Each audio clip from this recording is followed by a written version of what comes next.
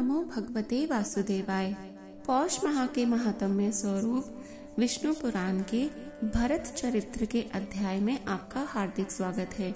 आइए इस अध्याय का श्रवण कर लेते हैं, किंतु श्रवण करने से पूर्व कृपया हमारे चैनल को सब्सक्राइब करें, अधिकाधिक शेयर व लाइक करें और कमेंट बॉक्स में अवश्य लिखें जय हरि विष्णु। श्री मैत्रेय जी बोले, हे भगवान, मैंने पृथ्वी, समुद्र, नदियों और ग्रह गण की स्थिति आदि के विषय में जो कुछ पूछा था सो सब आपने वर्णन कर दिया।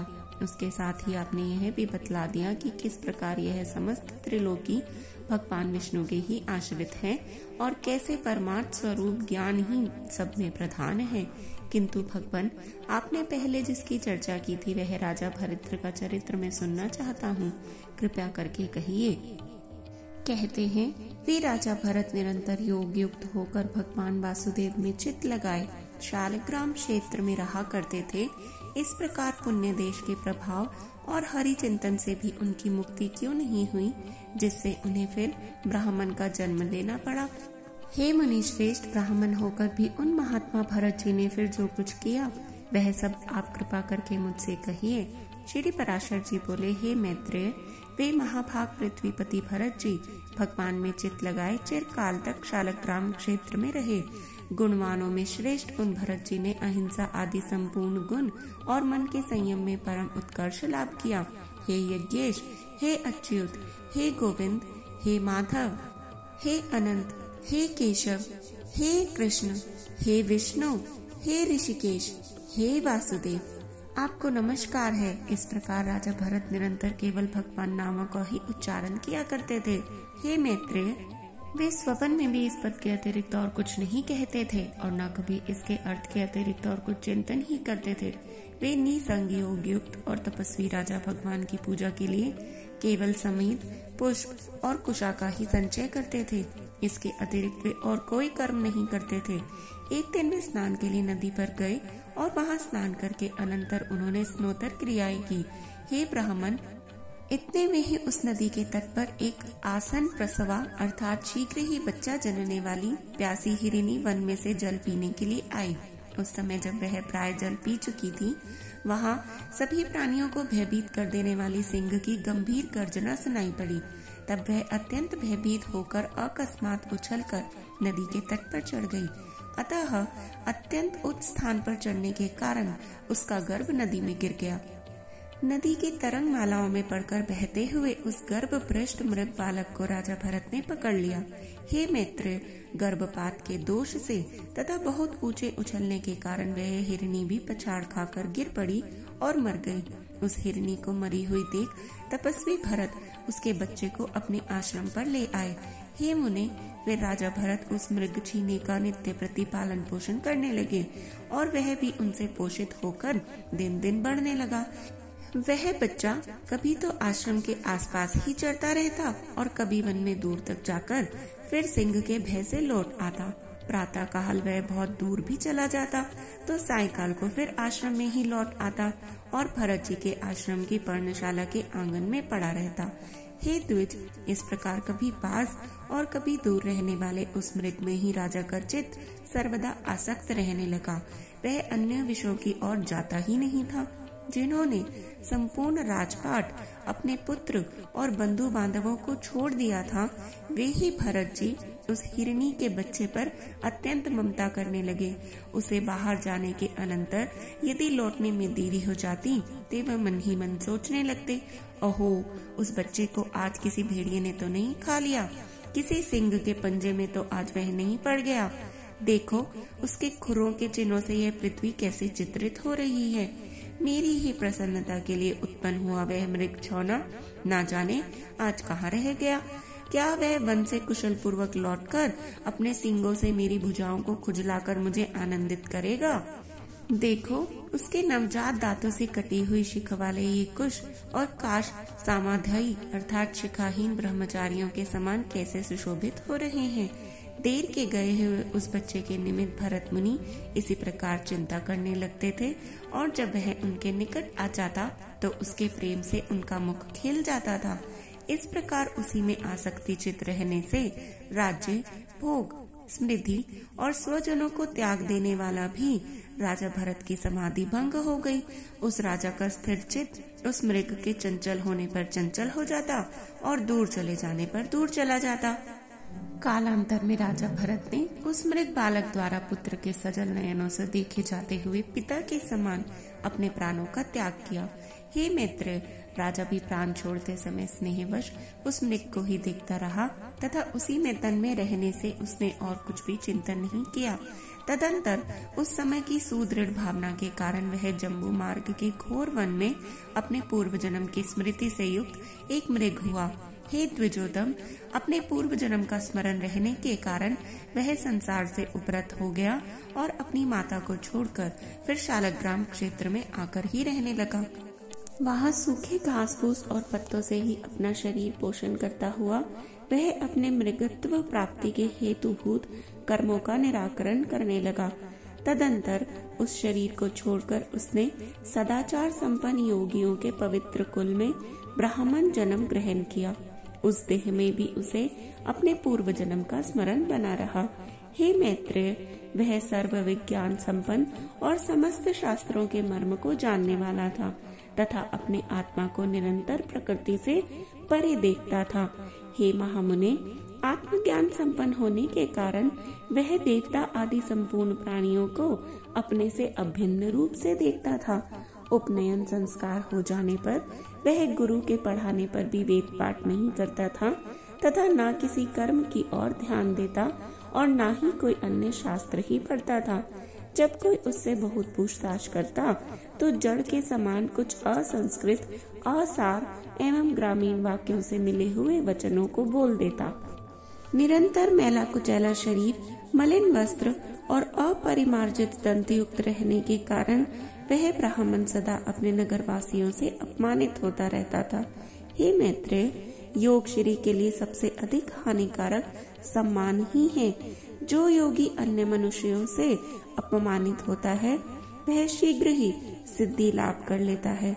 अतः योगी को सन्मार्ग को दूषित न करते हुए ऐसा आचरण करना चाहिए जिससे लोग अपमान करें और संगति से दूर रहें।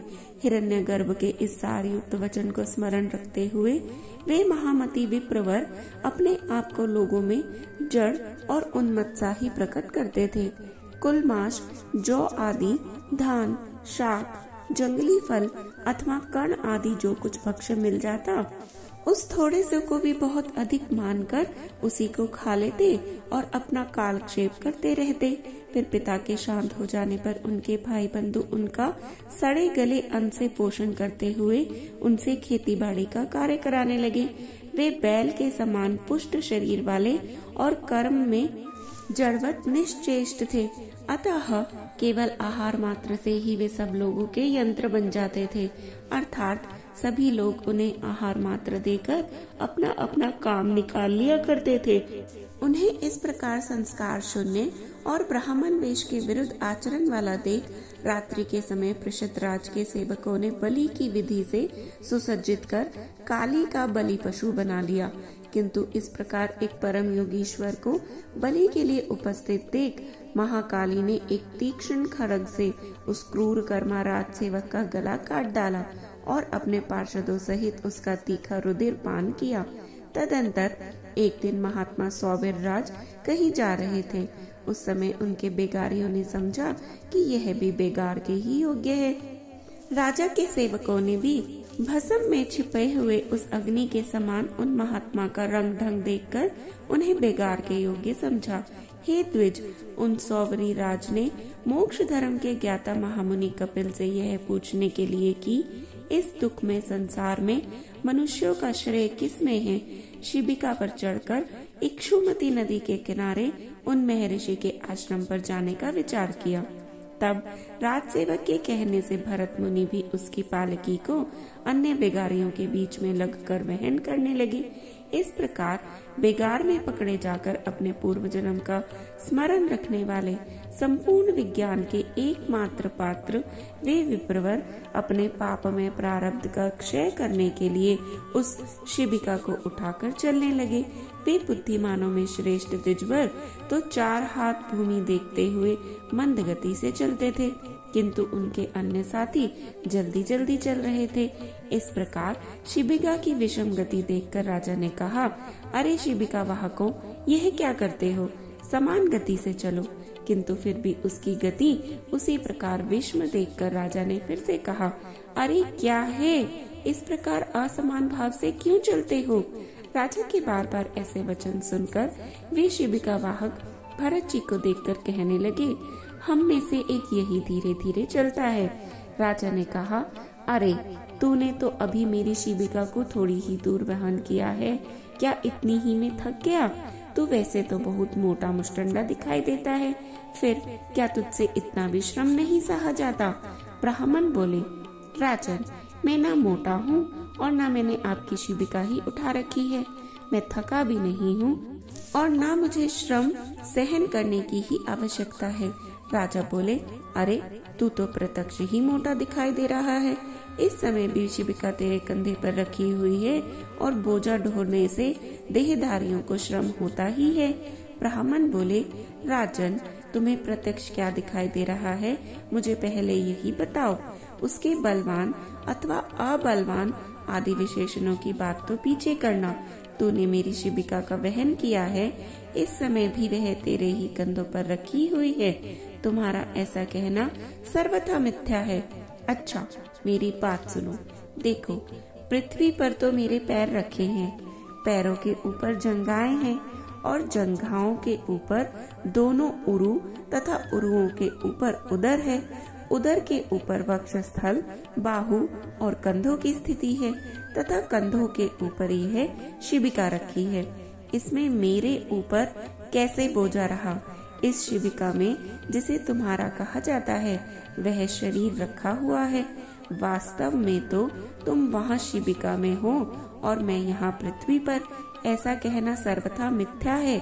हे राजन, मैं, तुम और अन्य भी समस्त जीव पंचभूतों से ही वहन किए जाते हैं तथा यह भूत वर्ग भी गुणों के प्रवाह में पड़कर ही बहा जा रहा है। पृथ्वी पते, ये सत्व आदि गुण भी कर्मों के वशीभूत हैं और समस्त जीवों में कर्म अविद्याजन्य ही हैं। आत्मा तो शुद्ध, अक्षर, शांत, निर्गुण और प्रकृति से परे है तथा उस समस्त जीवों में वह एक ही ओतप्रोत है। अतः उसके वृद्धि अथवा क्षय कभी नहीं होते। हे नृप, जब उसके उपचय अर्थात वृद्धि, अपचय अर्थात क्षय ही नहीं होते, तो तुमने किस युक्ति से यह बात कही कि तू मोटा है? यदि क्रमशः पृथ्वी, पाद, जंघा, कटी, उरु और उदर पर स्थित कंधों पर रखी हुई यह शिबिका मेरे लिए भार रूप हो सकती है, तो उसी प्रकार तुम्हारे लिए भी तो हो सकती है, क्योंकि ये पृथ्वी आदि तो जैसे तुमसे पृथक है वैसे ही मुझ आत्मा से भी सर्वथा भिन्न है। तथा इस युक्ति से तो अन्य समस्त जीवों ने भी केवल शिबिका ही नहीं बल्कि संपूर्ण पर्वत, वृक्ष, ग्रह और पृथ्वी आदि का भार उठा रखा है। हे राजन, जब प्रकृति जन्य कारणों से पुरुष सर्वथा भिन्न है, तो उसका परिश्रम भी मुझको कैसे हो सकता है? और जिस द्रव्य से यह शिबिका बनी हुई है, उसी से यह आपका मेरा अथवा और सबका शरीर बना है, जिसमें कि ममत्व का आरोप किया हुआ है। श्री पराशर जी बोले, ऐसा कहे वे द्विजवर शिबिका को धारण किए हुए ही मौन हो गए और राजा ने भी तुरंत पृथ्वी पर उतरकर उनके चरण पकड़ लिए। राजा बोला, अहो द्विजराज, इस शिबिका को छोड़कर आप मेरे ऊपर कृपा कीजिए। प्रभु, कृपया बताइए, इस जड़ वेश को धारण किए आप कौन हैं? हे विद्वान, आप कौन हैं? किस निमित्त से यहाँ आपका आना हुआ तथा आने का क्या कारण है? यह सब आप मुझसे कहिए। मुझे आपके विषय में सुनने की बड़ी उत्कंठा हो रही है। ब्राह्मण बोले, हे राजन, सुनो, मैं अमुक हूँ, यह बात कही नहीं जा सकती। और तुमने जो मेरे यहाँ आने का कारण पूछा, सो आना जाना आदि सभी क्रियाएं कर्म फल के उपभोग के लिए ही हुआ करती हैं। सुख दुख का और भोग ही देह आदि की प्राप्ति कराने वाला है। तथा धर्माधर्म जन्य सुख दुखों को भोगने के लिए ही जीव देहादि धारण करता है। हे भूपाल, समस्त जीवों की संपूर्ण अवस्थाओं के कारण ये धर्म और अधर्म ही हैं। फिर विशेष रूप से मेरे आगमन का कारण तुम क्यों पूछते हो? राजा बोला, अवश्य ही समस्त कार्यों में धर्म ही और अधर्म ही कारण है और कर्म फल के उपभोग के लिए ही एक देह से दूसरे देह में जाना होता है। किंतु आपने जो कहा कि मैं कौन हूँ, यह नहीं बताया जा सकता। इसी बात को सुनने की मुझे इच्छा हो रही है। हे ब्राह्मण, जो है अर्थात जो आत्मा कर्ता भोक्ता रूप से प्रतीत होता हुआ सदा सत्ता रूप से वर्तमान है, वही मैं हूँ, ऐसा क्यों नहीं कहा जा सकता? हे द्विज, यह अहम शब्द तो आत्मा में किसी प्रकार के दोष का कारण नहीं होता। ब्राह्मण बोले, हे राजन, तुमने जो कहा कि अहम शब्द से आत्मा में कोई दोष नहीं आता, सो ठीक ही है, किंतु अनात्मा में ही आत्मत्व का ज्ञान कराने वाला भ्रांति मूलक अहम शब्द ही दोष का कारण है। हे नृप, अहम शब्द का उच्चारण जिह्वा, दंत, ओष्ठ और तालु से ही होता है, किंतु ये सब उस शब्द के उच्चारण के कारण है, अहम नहीं। तो क्या जिह्वा आदि कारणों के द्वारा यह वाणी ही स्वयं अपने को अहम कहती है? नहीं। अतः ऐसी स्थिति में तू मोटा है, ऐसा कहना भी उचित नहीं है। सिर तथा कर चरण आदि रूप यह शरीर भी आत्मा से पृथक ही है। अतः हे राजन, इस अहम शब्द का प्रयोग मैं कहाँ करूं? तथा हे नृपश्रेष्ठ, यदि मुझसे भिन्न कोई और भी सजातीय आत्मा हो तो भी यह मैं हूँ और यह अन्य है, ऐसा कहा जा सकता है। किंतु जब समस्त शरीरों में एक ही आत्मा विराजमान है, तब आप कौन हैं, मैं वह हूँ, ये सब वाक्य निष्फल ही हैं। तू राजा है, यह शिबिका है, ये सामने शिबिका वाहक हैं, तथा ये सब तेरी प्रजा है। हे नृप, इनमें से कोई भी बात परमार्थतः सत्य नहीं है। हे राजन, वृक्ष से लकड़ी हुई और उससे तेरी यह शिबिका बनी, तो बता इसे लकड़ी कहा जाए या वृक्ष? किंतु महाराज वृक्ष पर बैठे हैं ऐसा कोई नहीं कहता, और ना ही कोई तुझे लकड़ी पर बैठा हुआ ही बताता है। सब लोग शिबिका में बैठा हुआ ही कहते हैं। हे नृपश्रेष्ठ, रचना विशेष में स्थित लकड़ियों का समूह ही तो शिबिका है। यदि वह उससे कोई भिन्न वस्तु है तो काष्ठ को अलग करके उसे ढूंढो। इसी प्रकार छत्र की शलकाओं को अलग रखकर छत्र का विचार करो कि वह कहाँ रहता है। यही न्याय तुम में और मुझ में लागू होता है, अर्थात मेरे और तुम्हारे शरीर भी पंचभूत से अतिरिक्त और कोई वस्तु नहीं है।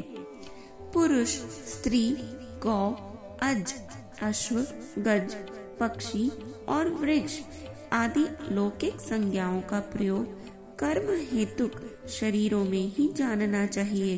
हे राजन, पुरुष तो न देवता है, न मनुष्य है, न पशु है और न वृक्ष है। ये सब तो कर्मजन्य शरीरों की आकृतियों के ही भेद हैं। लोक में धन, राजा, राजा के सैनिक तथा और भी जो वस्तुएं हैं, हे राजन, वे परमार्थतः सत्य नहीं है, केवल कल्पनामय ही हैं। जिस वस्तु की परिणाम आदि के कारण होने वाली कोई संज्ञा कालांतर में भी नहीं होती, वही परमार्थ वस्तु है। हे राजन, ऐसी वस्तु कौन सी है? तू अपने को ही देख। समस्त प्रजा के लिए तू राजा है, पिता के लिए पुत्र है, शत्रु के लिए शत्रु है, पत्नी का पति है और पुत्र का पिता है। हे राजन, बतला, मैं तुझे क्या कहूँ? हे महीपिते, तू क्या यह सिर है अथवा ग्रीवा है या पेट या फिर पादादि में से कोई है? तथा ये सिर आदि भी तेरे क्या हैं?